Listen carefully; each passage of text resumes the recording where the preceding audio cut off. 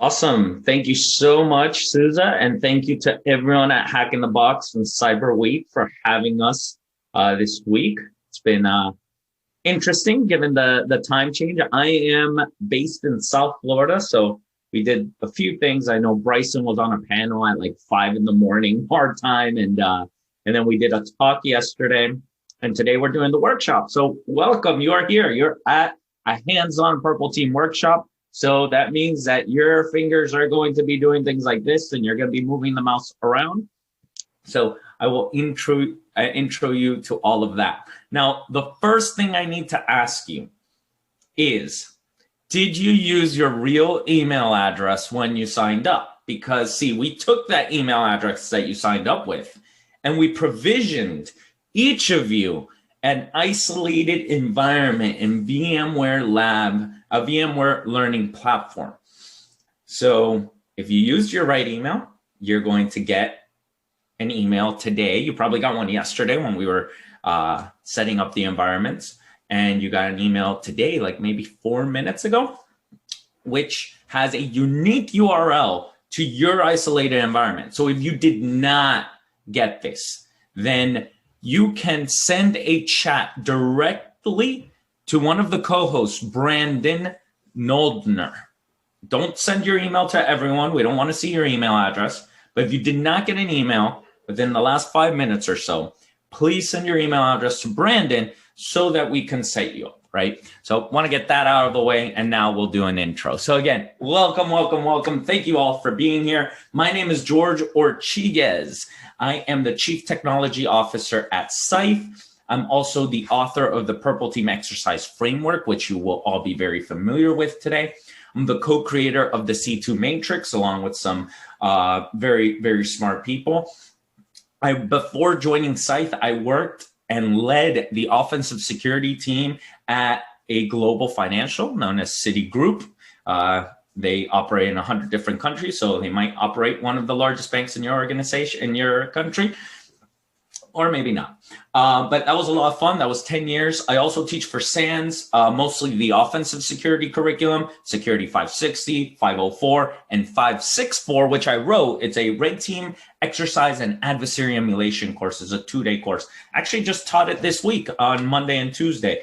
Also, other industry contributions around the common vulnerability scoring system, that if you do vulnerability assessment, vulnerability scanning, I'm sure you've seen a CVSS score somewhere. I worked for the 3.0 release and the 3.1. I was a voting member there. That's with FIRST. Wrote a framework for threat-led pen testing for the Global Financial Markets Association. This was to gain regulatory approval of various adversary emulation exercises that different regulators asked for, like Hong Kong was asking for one, Singapore was asking for one, the European Central Bank, the Bank of England, etc. So worked with that. Again, 10 years working at the same place. That's what happens to you. And then I also am a big fan of ISSA. So if you have an ISSA chapter near you, definitely attend. I'm also part of the National Security Institute. But enough about me. What are we here for? Well, we have a hands-on workshop. What does that mean? Well, we have a brand new environment for you to play cyber threat intelligence analysts, red team, and blue team. You're going to put on all 3 hats. And we built this on VMware Learning Platform. So Brandon is on. Thank you, Brandon. Also, thank you to SCYTHE and to anyone that's attending, right? All of this is cloud computing and it costs money. So if you didn't pay for it, you should thank SCYTHE and Hack in the Box for allowing you to use this. Again, you're getting your own environment, which is pretty cool. So you should have received an email with login instructions. If you did not, again, send a chat message on Zoom to Brandon. Brandon's a co-host.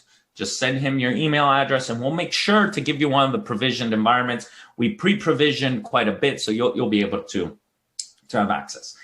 And then the way it works is I'm going to do a little bit of a lecture. Now, if you've already seen my lecture on purple teaming, or you already read the Purple Team Exercise Framework, you can start on the labs right now. I am not going to hold you back.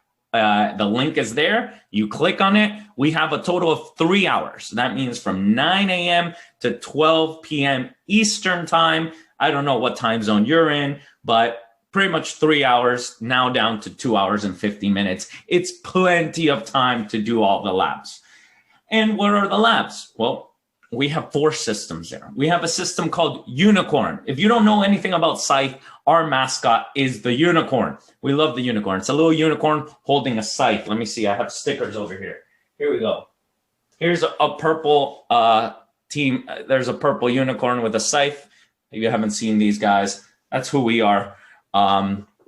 So your first server, the one that you'll probably interact with the most, is called Unicorn. It's a Windows member server. That means it's part of a domain controller. You have login to this. You have a username and a password. And then from there, you'll be able to open up a web browser and access the SCYTHE attack platform. That's your adversary emulation platform. You also have the SANS Slingshot C2 Matrix Edition. This is another virtual machine that has 8 other command and control frameworks installed in it, as well as Vector. If you don't know what any of this is, don't worry, we're going to walk you through. And then there's Unicorn DC1, which is a domain controller that you can try to compromise. Now, I like giving everyone very timely stuff. You know how like sometimes you take these labs or these trainings and they're teaching you things from like 10 years ago? Well, we have 2 threat actors that we're going to emulate. Maybe you've heard of them, maybe you've not. And these 2 threat actors have been targeting the healthcare sector.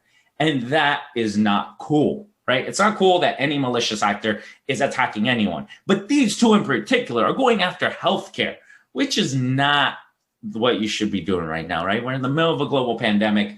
Bringing down and ransoming hospitals is, I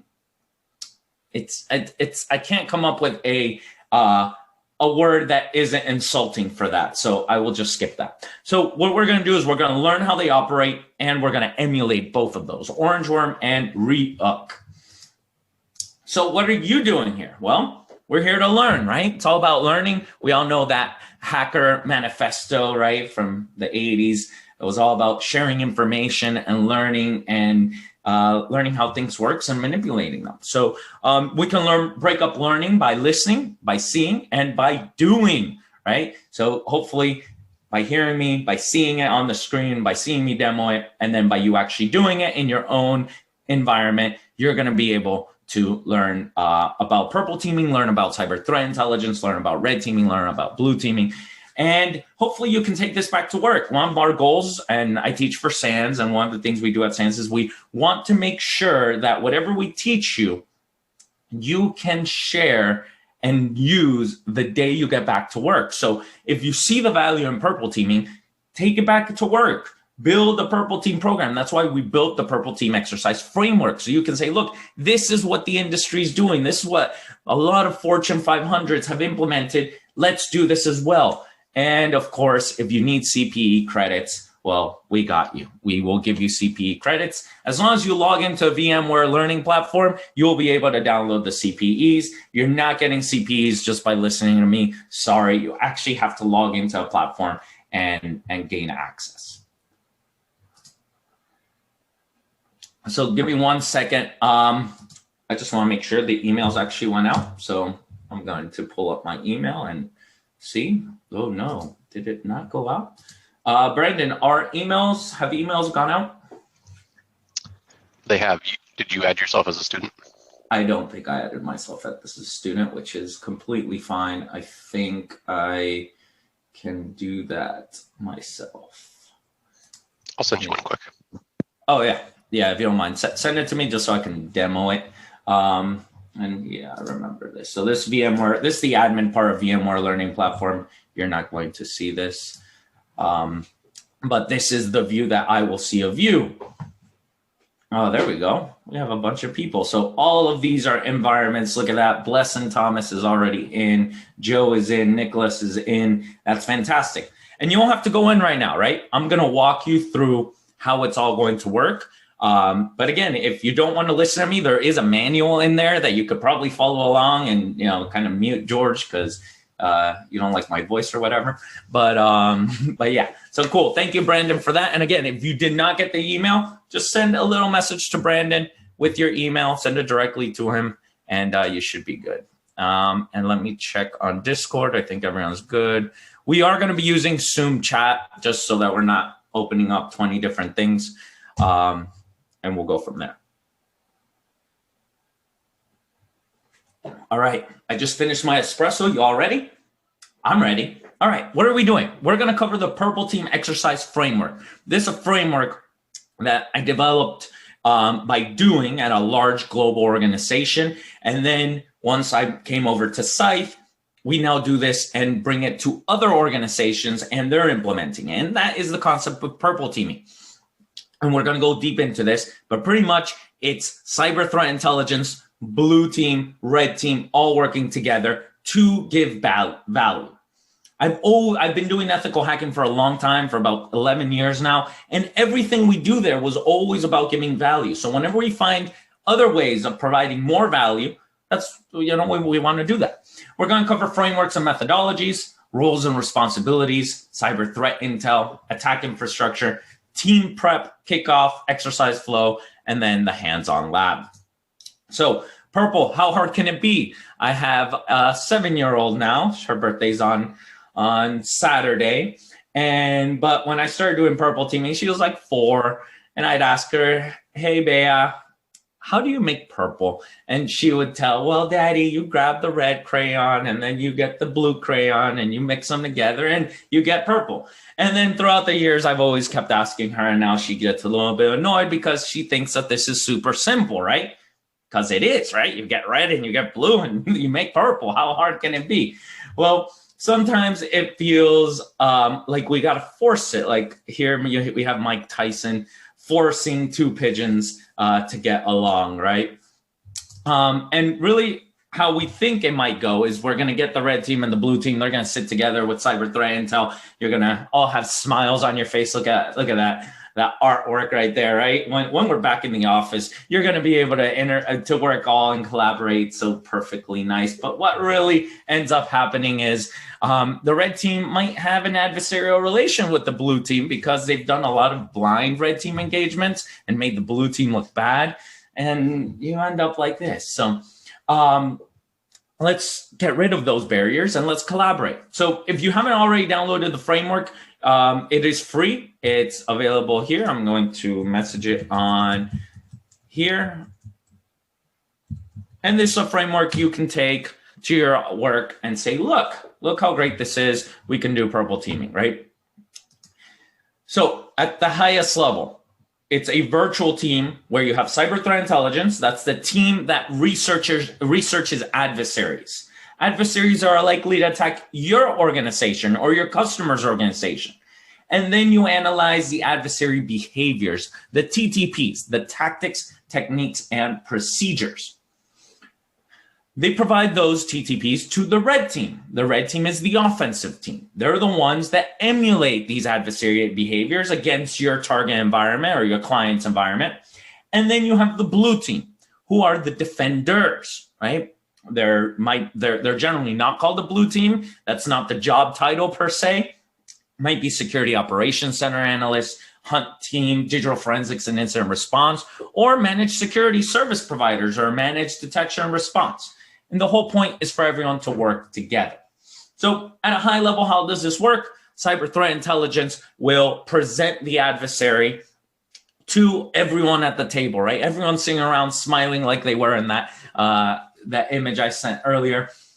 And then cover this adversary. Today, we're going to do orange worm and we're going to do Ryuk. So we need to understand those adversaries. We need to understand those TTPs and the technical details. And what have they done? They've caused millions of dollars in damage. They generally end up doing ransomware at the end. Then we will tabletop it. We will discuss, well, we think that we'll be able to stop this threat actor here, and this one here, and this one here. And we probably don't have detection for the actual ransom. Great. Now the red team emulates that. They do that right in front of everyone. They share the screen. The red team shows how these adversaries function all the way down to actually running a payload, establishing command and control, moving laterally, doing discovery, doing collection, doing impact, right? All those TTPs. Then the blue team goes through and they follow their process to see if they can detect and respond to this attack. They also share the screen. So I learned a lot, right? I came from the red team side. I learned so much by watching the blue team and how they went about it, how the SOC analyst starts with alerts that came in through IDS and then chase those and investigate those, how the hunt team would go through the endpoint detection and response logs, go through Splunk or go through this, right? You all learn a lot. And then the forensics team, pulling memory, pulling the images, going through that, identifying what happens. It's a learning experience forever. And then you document all of this. It's very, very important to document. Document your baseline, where you were at the start, and document where you were at the end. I'm going to show you all of this. You're going to be able to do it. You're going to use Vector for that, which is a free platform. Then you perform any adjustments if you can, and you repeat the TTPs. And then anything you couldn't fix, well, then you need to add that as action items for your lessons learned. So ethical hacking maturity model, what are all these colors? Well, this here is how I've gone through this maturity at the organization I worked at. Many organizations have done similar. Others have done it in a different way. These aren't steps that you have to do one step to get to the other. It's also something that you don't stop doing because you're doing something more advanced. So most organizations start with vulnerability scanning, right? You find your assets, you scan those with your Nessus or your Nexpose or your Qualys or whatever it is. And then you get this 2,000-page report and you give it to the owners of those systems and say, fix this, I'll be back in a week and scan again. Not much value there, right? At least you identified some things, but no one's going to be happy with you just giving them a vulnerability scan report, right? So the next step is vulnerability assessment. And vulnerability assessment is someone actually going through that vulnerability scan and saying, this vulnerability does exist. They verify the vulnerability and they calculate the severity. They calculate the CVSS score, right? CVSS has a base score, which is given by the vendor that released the patch, but it also has a temporal and an environmental score that needs to be calculated for your environment, for your target assets that are vulnerable. Then there's penetration testing. This is where we exploit stuff, right? That's the biggest difference. In penetration testing, you are using exploits to actually gain access to the systems. And pen testing is a lot of fun. You find a lot of O-days. There's the whole bug bounty area, right? All very important stuff. But you soon realize that all of those that I just mentioned focus on one thing and one thing only, and that is technology. Well, when we understand how adversaries work, they're not always just going after technology. They're going after people too. That's kind of where the red team comes in, to test these assumptions, to go after people, process, and technology. But a lot of red team engagements are what we call zero knowledge. That means the blue team does not know about it. We come in once a year. We're hired by the chief information security officer, and we get in. We work for like 2-3 weeks, maybe a month, maybe 2 months, and we get in. And then we get a report, and then we show that report to the blue team and say, ha ha, we got in.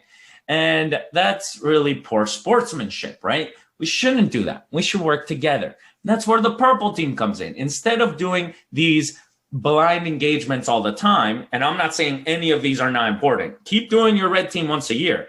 But what do you do in between those other 11 months? Work together with the blue team. And that's where purple teaming comes in. And then the last one is adversary emulation. You can do adversary emulation as a red team or as a purple team. Again, these aren't steps. And adversary emulation is doing more targeted, right? So if you work at a hospital, you're not going to go try and emulate Fin6 because Fin6 is a financial group. They're after financials, right? If you're a hospital and you're doing adversary emulation, you should probably emulate something like Ryuk or Orange Worm that's likely to attack a healthcare institution.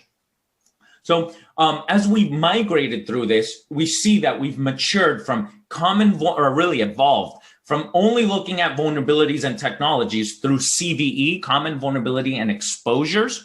which is MITRE, right? cve.mitre.org, right? That's a bunch of vulnerabilities, to tactics, techniques, and procedures, which is MITRE ATT&CK, right? So you see the evolution there. We also see evolution to what's called assumed breach, where we test these from inside the network, right? We assume that at some point, someone in our organization is going to click on a link. Sometime at some point, we're going to have a vulnerability that's going to get exploited. And again, we focus on people, process, and technology. So some definitions here. I like the Red Team Journal definition. They've been around since 1997. And it says that the Red Team is the practice of looking at a problem or situation from the perspective of an adversary. What's the Blue Team? The Blue Team are the defenders. And I'll argue that everyone's a defender, right? If you get a phishing email and you report it, you are part of the Blue Team. You have now identified an attack. And notified the people that will be able to action that. And blue teaming is hard, right? It's 24/7. It's the entire organization. I used to work at Security Operations Center for a managed security service provider. And oh my gosh, it was intense. And then, like I said, adversary emulation is taking adversary behaviors, creating a plan, and emulating those behaviors. You can do them as a red team, or you can do them as a purple team, being a non-blind versus a full a zero knowledge engagement. So cyber threat intelligence is important. This is an area that we've added to the lab so that you learn a little bit about this, right? Because we all hear people getting hacked, right? You can't turn on the news nowadays without hearing about a hack. Well, that cyber threat intelligence can be leveraged to create an adversary emulation plan. And this came from Katie Nichols and Cody Thomas. They both used to work at MITRE. Now they work at Red Canary and Spectre Ops respectively. And this was a presentation, I believe it was at a SANS summit. And what they say is that, one, for cyber threat intelligence, you need to understand the target organization, then identify adversaries that are likely to attack the organization, then gather the threat intelligence. With that threat intelligence, and you've seen these, you're going to see a cyber threat intelligence report. You need to extract the TTPs, the behaviors that matter to you. Then you analyze and organize that into a threat profile, and you create a plan to then emulate the adversary. We're going to do all of this. And then towards a purple team. These are the unicorns I'm talking about. You haven't seen these unicorns? Aren't they the cutest thing ever? These are our mascots. They are the SCYTHE mascots. And we have like little stickers. We have pins and shirts and whatnot. We'll figure out how to get you all some swag after this. And again, a purple team exercise is bringing everything together to measure and improve people, process, and technology, right? This is what you want to improve in your organizations. And you can have a bunch of goals. So when you do build a purple team exercise or a purple team program in your organization, here are just some of the goals. You want to test an attack chain against your target organization. You want to train your defenders. You want to test new TTPs, new procedures that adversaries are using. You want to see if processes are working between your security team. Is the Security Operations Center handing off efficiently a particular incident? And is it getting followed? Are the right people getting notified?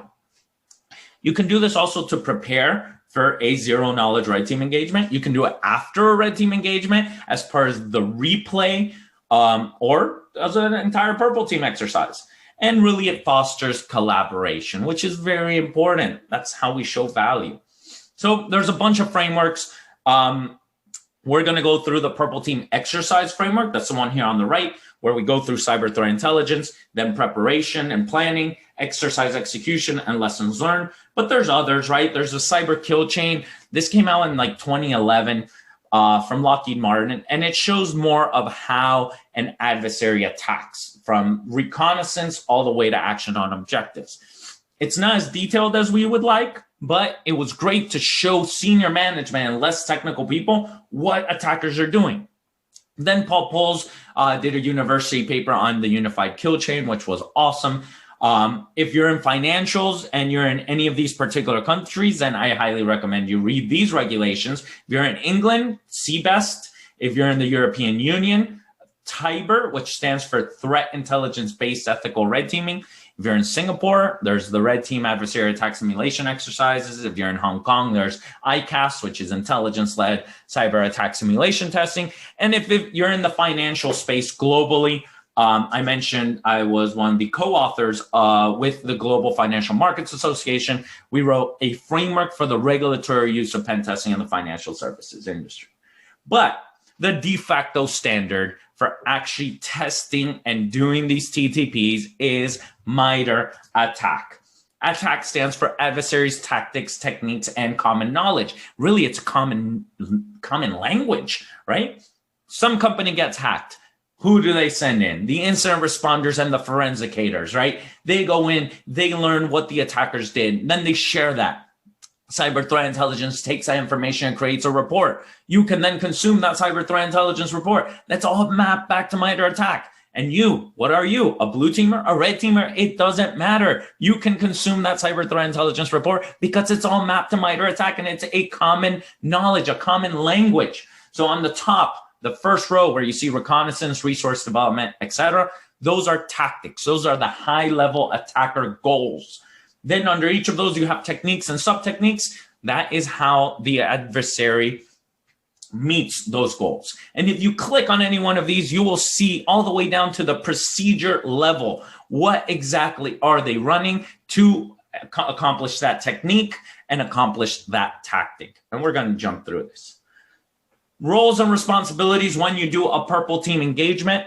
Well, someone needs to approve this because, as you will see, you're going to take people out of their day-to-day job. You're going to get a security operations center analyst and tell them to, hey, come here for this one-day exercise or this half-day exercise. You need cyber threat intelligence to do cyber threat intelligence, give you adversaries that are likely to attack, and give you those TTPs. And then you need the managers of these security functions to give you the people. And then, of course, you have the red team and the blue team involved. And lastly, the project manager. This is also known as an exercise coordinator. They are very important for us. Exercise coordinators are the person that will bring the cyber threat intelligence team together, the blue team, the red team, all, and ensure the collaborative culture, as well as that the goals that you establish are met. So sponsors are very important. Sponsors need to approve the exercise. If you're going to travel, whenever we can travel again, moving everyone to one location costs money, right? So you have you need a little bit of budget. I'm going to teach you how to do this with not that much of a budget, but you can definitely do some enterprise testing with some of the tools, and SCYTHE, of course, is one of those tools. We're an enterprise command and control framework as well as an automation framework. And then you need various teams to be a part of this. Time requirements is going to depend. The first time you run one, you're going to take more time in preparation. You might take days, maybe weeks. The exercise is generally measured in days, 1 day exercise, half day exercise, 5 day exercise. We actually just did a 6-week-long exercise. It was pretty cool. That was the talk we gave yesterday at Hack in the Box. So if you missed that talk, we'll definitely share it with you. It was very cool. And then lessons learned is how long it'll take to fix things. Then we already covered cyber threat intel, but we didn't cover the types of cyber threat intelligence. So in cyber threat intelligence, you have what's called the pyramid of pain. This was what created by David Bianco, another SANS instructor, great person, follow him on Twitter. And what it says is that at the bottom of the pyramid, you have the easiest things to fix or to catch or to prevent. Those are hash values, right? This is like how antivirus works. You hear of a bad file, a bad binary, a payload, you get the hash value and you can block it in your organization pretty easily, right? Just update your antivirus signatures. If you know about a bad IP address or domain name, which also comes in those cyber threat intelligence reports, then you should be able to block that, right? You look in your firewalls, see if there's any net flow data of anyone in your internal organization communicating with these known bad IPs and domains. Pretty easy and simple to block. But then once we start getting to host artifacts, like actually touching and adding things to a registry, adding a scheduled task, or tools, the leveraging of command.exe and PowerShell and PSXSec, right? It becomes more challenging because a lot of these tools are allowed. But by far the toughest thing to actually catch are the behaviors. Those are the TTPs, the tactics, techniques, and procedures. So that is what we want to extract. When we read through cyber threat intelligence, we want to extract that and map it back to MITRE ATT&CK. And that is hard. That requires you to have a knowledge of MITRE ATT&CK as well as a knowledge of how adversaries work. And the more you read this, the better you will get. And we're going to help you do that here today. You can also use Attack Navigator. Attack Navigator maps back out to MITRE ATT&CK. So one of the things that we do is that every emulation plan we create, we map it and give you an Attack Navigator view because it's so much prettier, right? Like, look at this. This particular threat actor used valid accounts, exploitation for client execution. They escalated privileges through exploitation. They had execution guardrails. They did network sniffing. Like, you can even tell a story just by this view. And then you analyze and organize this into a nice little method here of what's the description of the adversary, what are the objectives, what are the goals. And if you are proposing this, then this is ideal because you're proposing that you actually have a plan. You're not just saying, I'm going to hack stuff and then we're going to see what we need to fix. That's not going to convince anybody. But if you say, this threat actor has been attacking these organizations that are similar to ours, that operate in the same region or operate in the same industry, and this is what they do and this is what we're going to do, that's a much better plan. I would approve that. So one of the things that we do to give back to the community is called Threat Thursdays. This is completely free. It's a blog post. We actually just posted a new one today where we introduce an adversary. We consume cyber threat intelligence. We map it to MITRE ATT&CK. Then we present the adversary emulation plan. We share that plan on GitHub. We emulate the adversary and we show how to defend it. So here's the link to that. You'll actually see the newest one is on here. So I'm posting the links on the Zoom chat, by the way. So here you can see our latest one published today is Berserk Bear. Have you all heard of this one? This one's pretty interesting. This is a Russian threat group. They have other names like Energetic Bear, Dragonfly, etc. And they are going into utility companies, but they're not actually pulling the trigger. There was a great article by Andy Greenberg of Wired called Plain Chekhov's Gun. And we read through this and thought this was pretty interesting. So what did we do? We consumed cyber threat intel. Here's some articles about cyber threat intelligence. There was an FBI warning about it. So we consume this, right? And this is what I'm talking about. Consume this stuff and then map it to MITRE ATT&CK. Sometimes things are mapped to MITRE ATT&CK.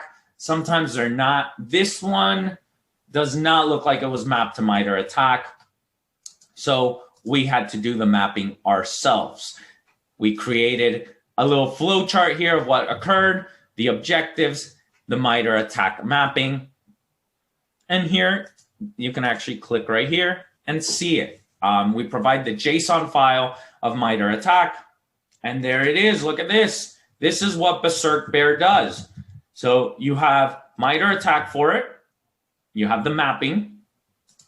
But we also create the profile. So here's the profile as well, right? Here's the objective, here's command and control, etc., all the way down to how it works. Then we cover how to defend it. And this week, we met with people from Cyborg Threat Hunting. This is a threat hunting company. They put up this little YouTube video. I've actually was halfway done watching on how to defend against this. So you have that. In this instance, and today we're going to do Ryuk, and we're going to do Orange Worm. Once I find Orange Worm, there we go. So these are the ones we're going to do today, and we're going to walk you through all of this. So don't worry, don't think you have to read this entire blog post right now. But again, this is just us giving back to the community and sharing what we know. So Orange Worm, if you're not going to read the blog post, it's fine. What do? Well, they get into organizations, mostly around the healthcare sector, and the US, Europe, and Asia. Since 2015, these are their TTPs that we will be emulating. So if you don't know how to do that, we're going to teach you.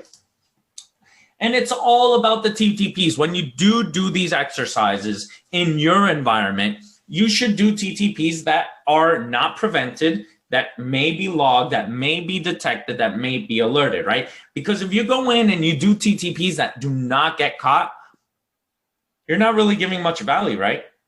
You're not training people, you're not training and doing much, right? So in part of the planning phase, you should come up with TTPs that there is an expectation that they will be covered.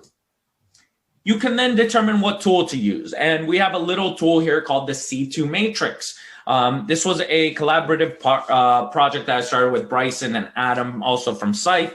I started it with them when I was at City and as part of SANS. Then loved working with them and joined them at SCYTHE. But this project is actually 1 year old this week. So it was a 1 year anniversary of it. And it has a lot of command and control frameworks. Most adversaries are going to use command and control. That means that they have control and a communication channel into the systems that they have compromised. So lots of resources there. We also have a VM that you will have in this lab environment. Then as you plan your Purple Team exercises, you need to do logistics. If COVID ever ends, we will be able to go back and do this in person. For now, you might have to do it remote. So choose a platform where everyone can share their screen, right? I think we got really good at that. If you are traveling, right, you need travel approval and arrive a day early, and find a conference room that's large enough, not for the amount of people, but for the amount of people with computers, right? Things like air conditioning might become a problem. Then target systems. You definitely want to test this in production, because in production is where you have all of your real security tools, right? Like you have your actual endpoints there, you have servers, and they all connect to your security tools. And remember, this is one of the things we're measuring is how are the security tools doing? If you do this in a lab environment, it's very easy to turn on all the controls and catch everything you do. But is that the case in production? Probably not. So do this in production. Make sure that the systems that you're going to run it have EDR and your forensics tools and NetFlow and all that. Then target accounts. You are going to be compromising accounts. Like if you run Mimikatz, you're probably going to get someone's clear text password, right? So you might want to create new accounts, again, in production. For doing this, make sure that they have an email address so that you can do phishing. Make sure that they have access to the internet through the proxies. If you want to skip a step as far as escalating privileges, you can give them local admin, but that's not required. If you are going to test in the lab, big shout out to Defensive Origins and Atomic Purple Team. These are Terraform scripts that allow you to create these labs in Azure.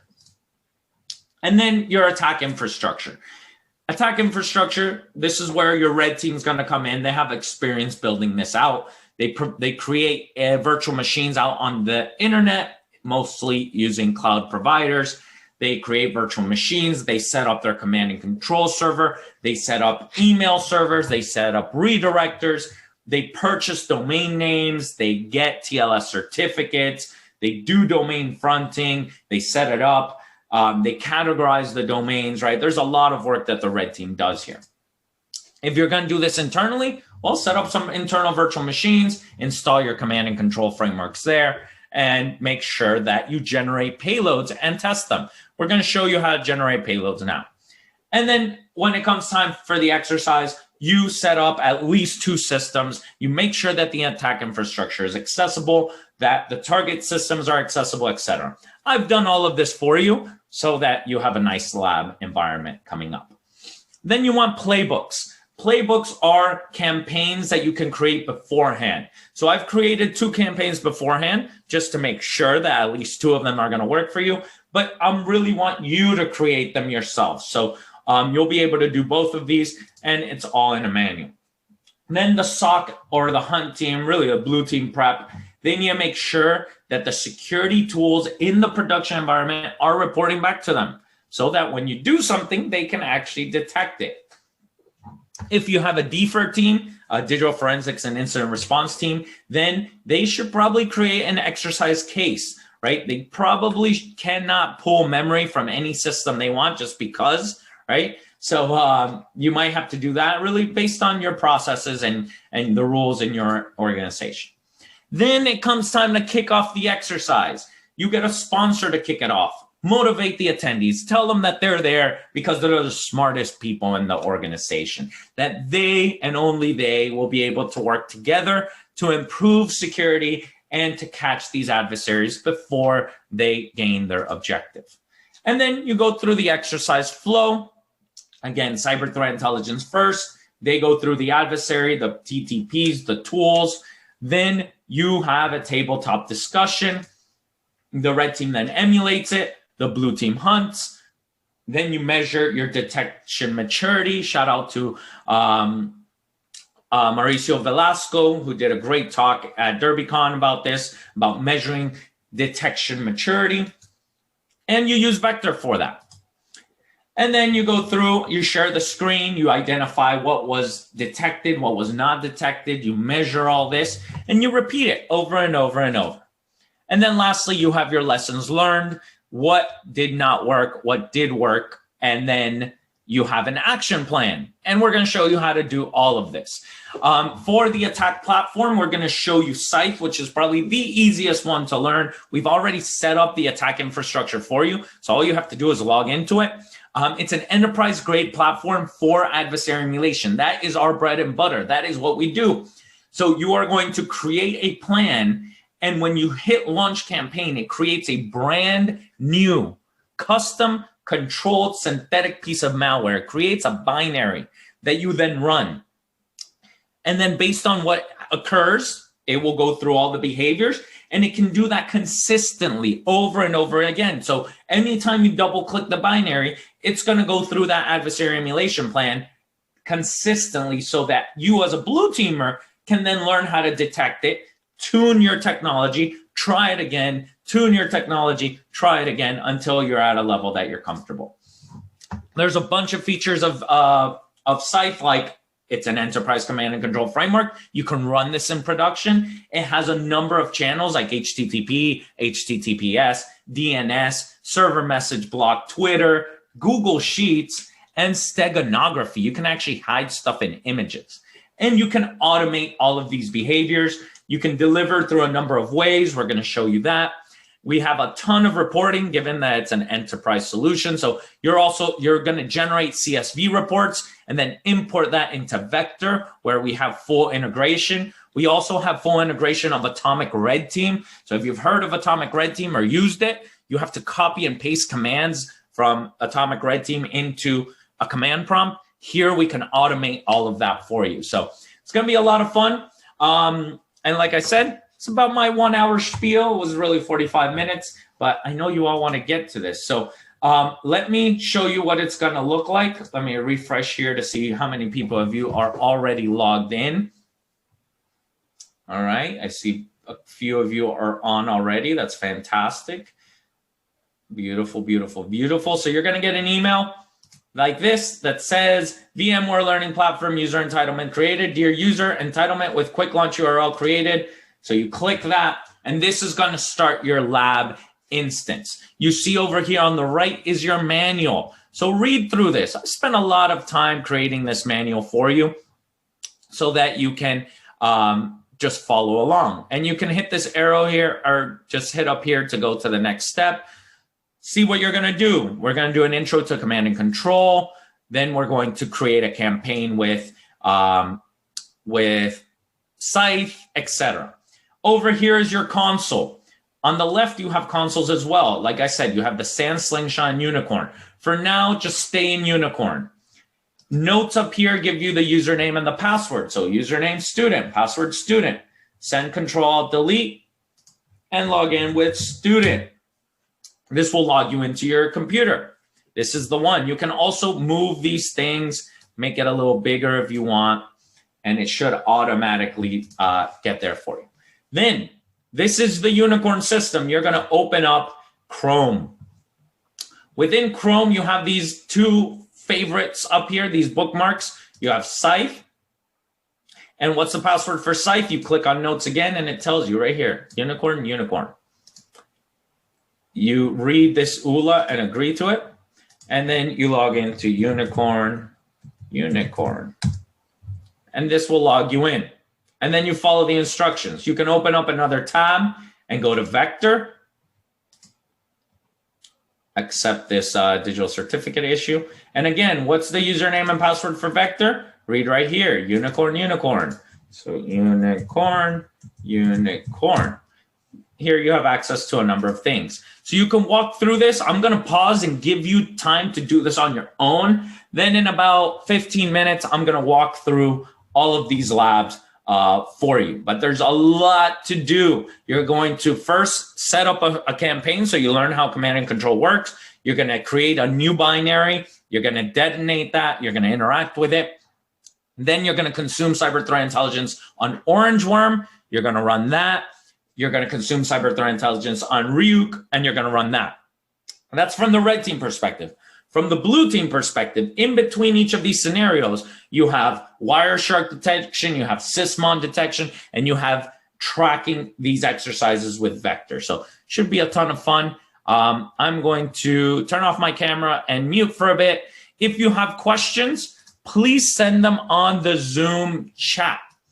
On the Zoom chat is where we are interacting. Someone on here says they can't find a Zoom link and my lab is not loading. Well, that's hard for us to help you if you're not on Zoom. Okay, I'll figure that out. Let me turn this off and let us know if you have questions. So back to demoing. The first thing you see when you click on your console is the manual over here on step 1. You see this here on the right. And you see over here the console. So you have to hit Control-Delete. The button's up here on the top left, Control-Delete. Then what is the username and password? You click on Notes. It tells you your username and the password. So we put student. And that logs us in. It's going to log you in without Chrome open. So now that you're logged in, read through the manual over here on the right. It has a lot of pretty good, valuable information. Welcoming you. Welcome. We're so happy you're here. Then introduction to command and control. If you've never done command and control. So you go through this part, read through it. Then scenario 1 is just getting a start with command and control. We're going to set up a C2 server and we're going to create a payload and we're going to interact with it. So let's go for that. Define campaign details. Step 1, open Google Chrome and then click on SCYTHE up here. You see the SCYTHE bookmark. You click on that. I'll just click on it. It's going to give you this warning. You read the warning and you click OK. And then it's going to ask you a username and a password. You put your unicorn. Again, that is in the manual here on the right, as well as in the notes right here, SCYTHE and Vector credentials, unicorn. Then, once logged into SCYTHE, you follow these steps. Open the campaign manager. This is the campaign manager. The drop-down was already open. Then you're going to click on New Campaign, and we're going to give it a name, First Campaign. Then you can choose your target operating system. We're going to choose Windows. You can do restrict campaign to a particular device or domain, but don't do any of that. You can also put a start and an end date. No need to do that. Then down here, you can set up your communication channel. Now, we have grayed out all the other ones just because it might be some people's first time doing this.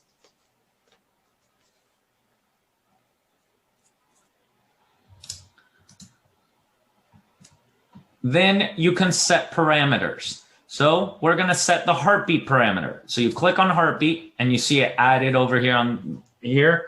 We can do what, 10 seconds. Let's do a 10-second heartbeat. Then you can do jitter. This is a percentage of that heartbeat, so it's not a perfect pattern. So let's do 20%. Then you scroll down.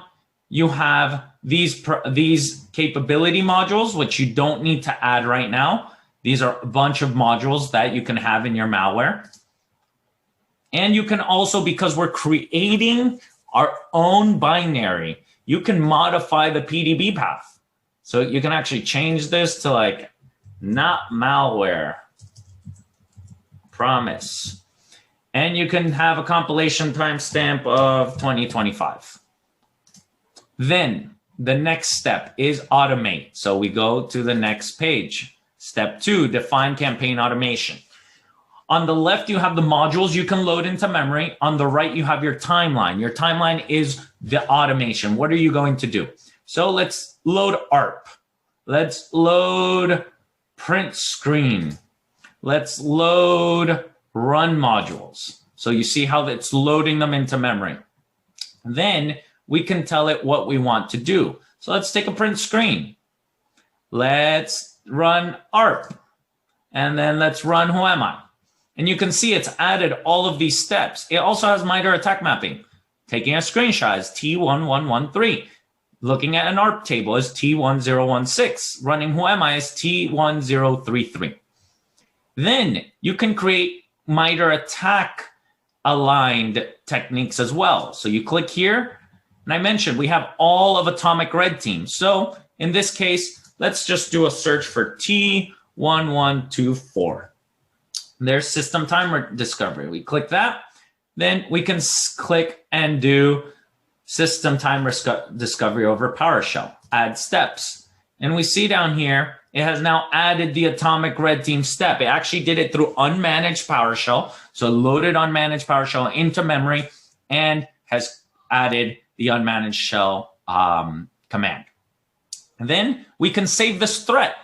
We can save this and just call this first threat. This is the first threat we've ever created, my first threat, right? And don't worry, we're gonna get more advanced in a bit. Then you click save, click OK.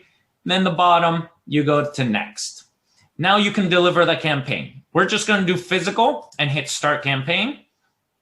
So it's going to start. You saw how it took a couple seconds. That's because it created a brand new binary for you. So let's go over to the next page. Now download and deploy it. So click here, more actions, download 64-bit exe. It's gonna take a couple of seconds because Windows Defender likes checking everything. So let Windows Defender do its check. It's not gonna find anything. And when it's done, you click on it and you hit run.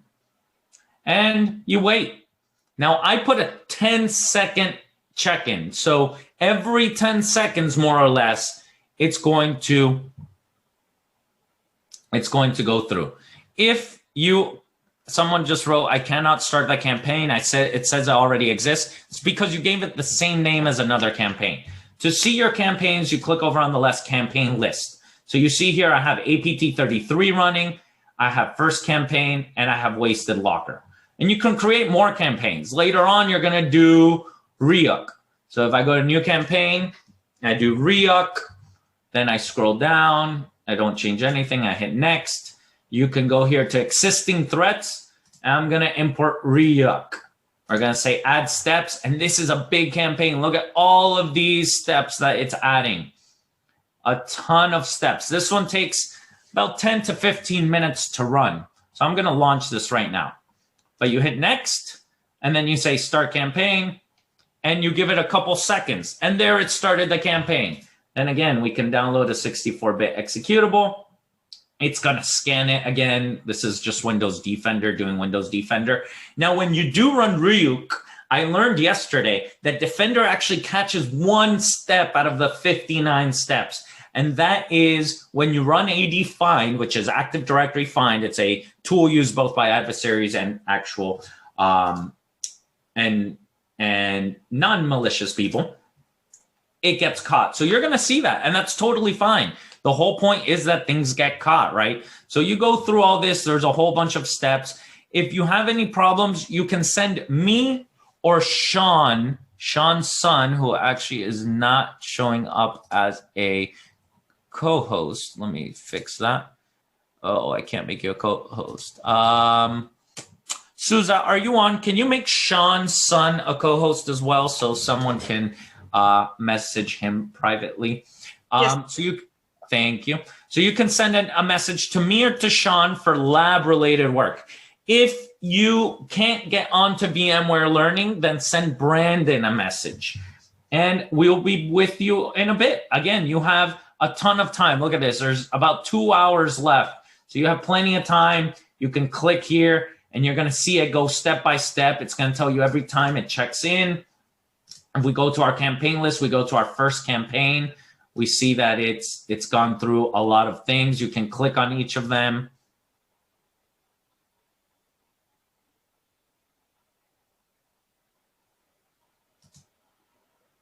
Later on, you're going to import this. Oh, look at that. It ran the calculator.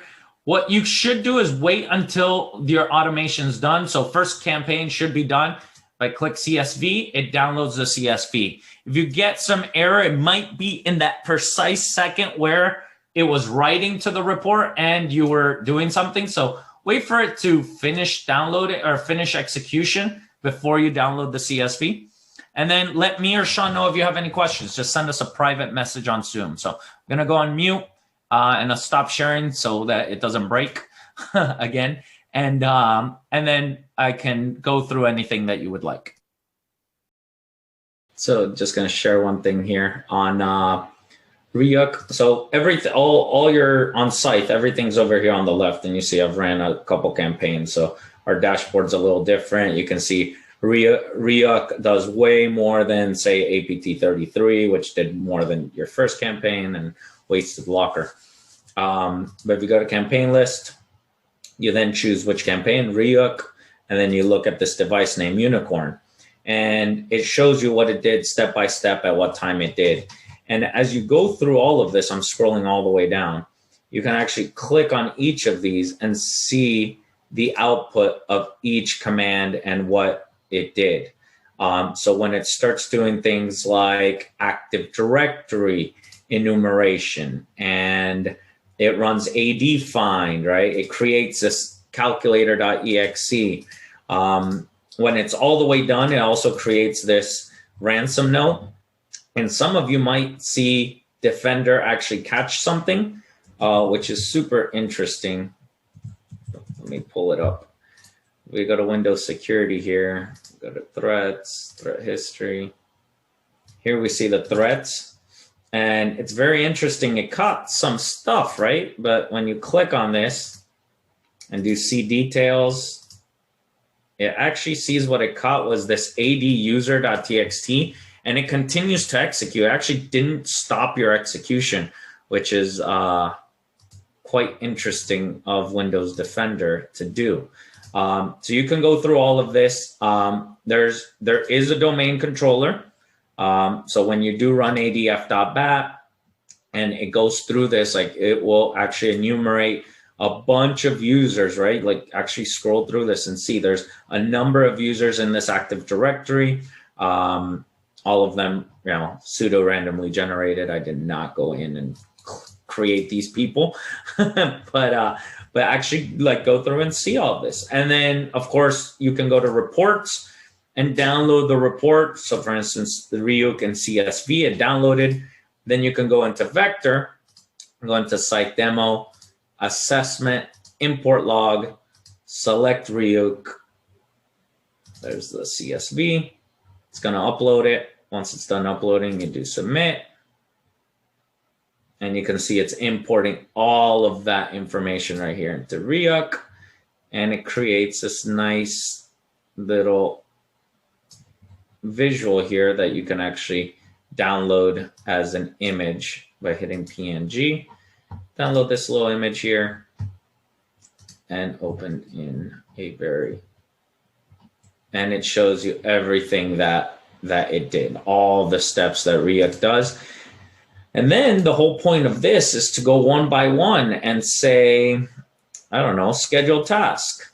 Was this detected, right? And of course, my resolution looks horrible, so let me fix it. There we go.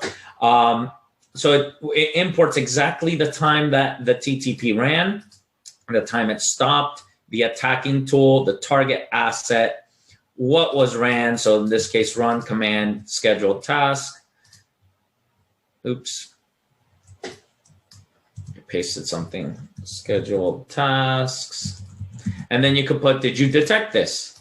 If you did detect it, was there any severity? Well, let's say it's informational. What detection tool did you do it? Well, we found it on Sysmon. Sysmon's not there. We got to add the product, right? Or you can say something was caught by Defender, Windows Defender. No, Windows Defender Standard. And then this allows you to track each of these TTPs, which then lets you do some pretty cool reporting over here on the left. You can pull up reports and see what was detected, what was not detected, what was blocked, and whatnot. So definitely a lot of stuff to do in the lab. We only walk you through these 20 steps. The 20th step tells you that you can download your CPE. You get 3 hours of CPE for being on these labs. And do share with this on social media. Tag hashtag Purple Team and at @Scythe_IO for providing a cool learning environment for you. Of course, let us know how we did. We'll stick around answering questions and probably shut this down in about 40 minutes or so. But again, you have the lab until it says that your time is up.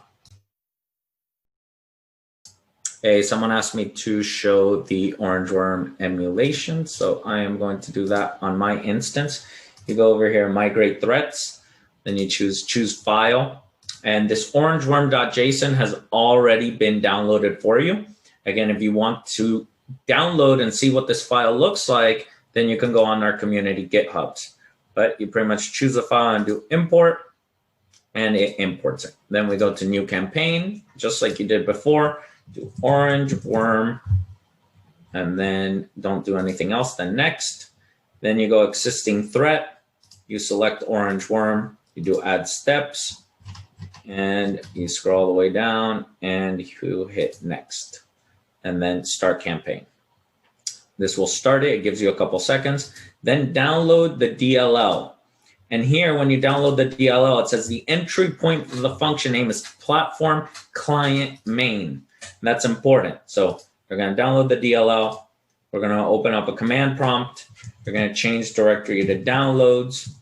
Now, if we do dir, we're going to see there the orange worm DLL, right?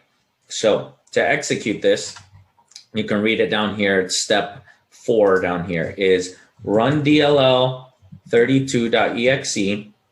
Then the name of the file. In this case, it was called orangeworm.dll, comma, platform client main, and then hit enter, and that will run. That is how you execute a DLL through run DLL 32. If we go back over here, we see orangeworm is now connected.